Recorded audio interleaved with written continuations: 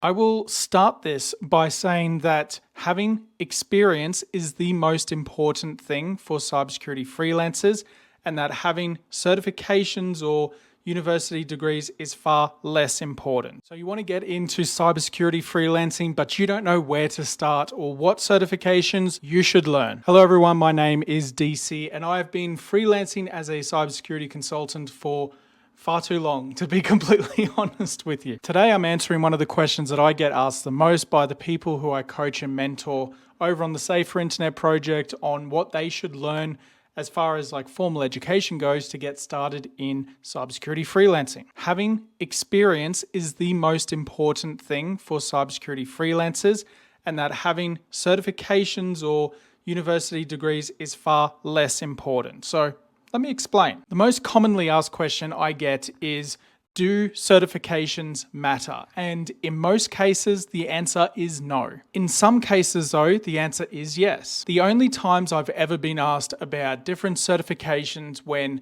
going for different tendered opportunities from government agencies or larger companies who are looking to outsource some work to me is for the OSCP. This is more for an assurance of that the person that they're engaging with to get this work done has the credentials to do the actual job. They don't ask for a CH, definitely not. They don't ask for EJPT. They definitely don't ask for PMPT. They also don't ask for CPTS. Now, that's not to discount the educational content you can learn from some of those courses that I've just mentioned. And having the knowledge to actually do this and, the skill that I mentioned at the start to be able to do this is probably it's really, really important to have that skill, because if you can't do the job, then you're not going to get asked to do it again. It's as simple as that. So do certifications, do they really matter? The answer is most times no, but sometimes yes. And it's really only key certifications. Think of it this way. If someone's coming to you for an ISO audit and you are not an approved ISO auditor, then all you can do is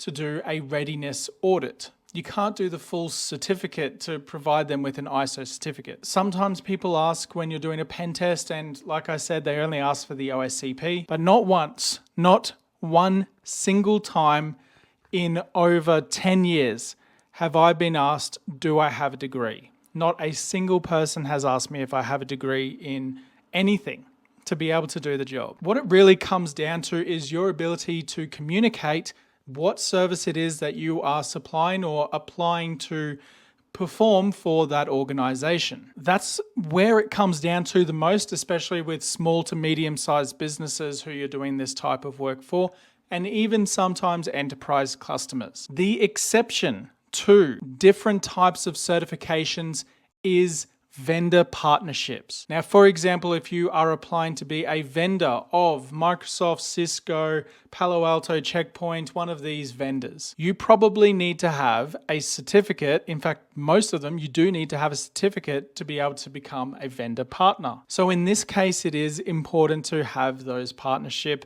certifications with these companies. Recently, I was doing some work for a legal industry customer and they said to me, hey, just quickly, do you have a Clio license? And I was like, what the hell is Clio? They're like, oh, it's our practice management software and our insurance requires our IT people to have a Clio partnership relationship to be able to work on these systems.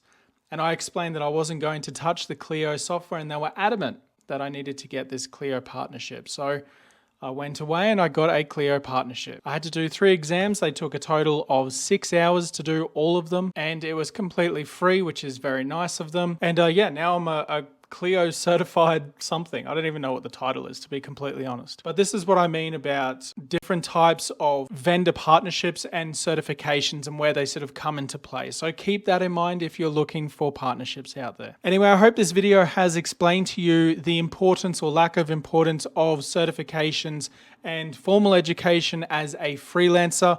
Really, like I said, what it comes down to is your ability to communicate, to be able to tell your customers what it is that you're doing, how you're going to do it, what is the scope of work. You'd be surprised how many of your customers have absolutely no idea what a scope of work document looks like. These are the types of things that you need to communicate to people and to explain to them. And if you want help becoming a cybersecurity freelancer, and I promise I won't do this in every video, head over to learn.tsip.app. Become a member today and I'll personally coach you on becoming a successful cybersecurity freelancer. Thanks for watching. I'll see you guys in the next video. Have a fantastic day ahead.